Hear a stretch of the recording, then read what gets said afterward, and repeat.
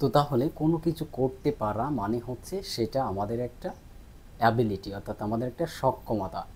তো এই সেন্টেন্সটা আমরা একটু দেখার চেষ্টা করি। দেখেন, সে ভাত খেতে পারে, এটা হচ্ছে তার একটা সক্ষমতা, অর্থাৎ তার একটা অ্যাবিলিটি। তো এটার ইংলিশ কী হবে দেখেন, সে এর ইংলিশ হবে হি অথবা সি। ঠিক আছে, যদি ছেলে হয় তাহলে হি, আর যদি মেয়ে হয় তাহলে সি। তো ধরে নিলাম যে এই ভাত খাওয়ার কাজটা একজন ছেলে করতে পারে, তো তাহলে সাবজেক্ট হবে হি। এরপরে আমাদের কী করতে হবে, ক্যানকে বসাতে হবে, অর্থাৎ পারে এই অর্থটা আমাদের ক্যানে নেই, তাহলে হি ক্যান, সে পারে কি করতে, ভাত খেতে।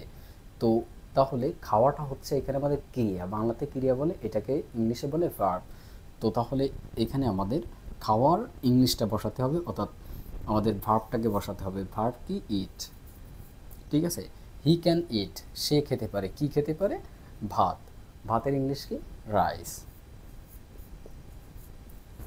তাহলে সেন্টেন্সটা আমাদের হয়ে গেল, হি ক্যান ইট রাইস, সে ভাত খেতে পারে। দেখেন একইভাবে সেন্টেন্সটা আমাদের গঠিত হয়েছে। প্রথমে আমাদের সাবজেক্ট বসাইতে হয়েছে, অর্থাৎ স্ট্রাকচার অনুযায়ী। এরপরে হচ্ছে মডাল ভার্ব ক্যান, আমরা এখান থেকে নিয়েছি। এরপরে হচ্ছে ইট, অর্থাৎ ইটটা হচ্ছে আমাদের ভিয়ন, আমরা এইখান থেকে পেয়েছি। এরপরে হচ্ছে রাইস, রাইসটা হচ্ছে আমাদের অবজেক্ট বা এক্সটেনশন, আমরা এই অংশ থেকে নিয়েছি। অর্থাৎ আমরা যদি প্রথমে স্ট্রাকচারটা দেখতাম তাহলে প্রথমে আমরা এইভাবে লিখতাম, তারপরে আমরা সেন্টেন্সটা বুঝতাম। তো আমরা সেন্টেন্স আগে লিখে তারপরে স্ট্রাকচারটা বোঝার চেষ্টা করলাম যে আসলে সেন্টেন্সটা কিভাবে মেক হয়।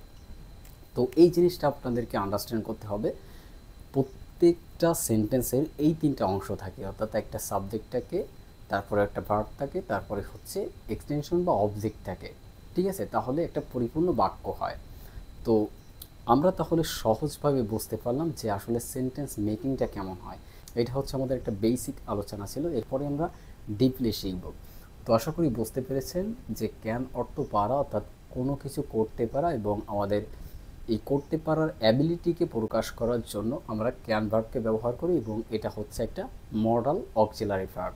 ঠিক আছে, তো আজকের ক্লাসটা থাকতেছে এই পর্যন্ত, এরপরে আমরা ডিপলি আরও আলোচনা করব।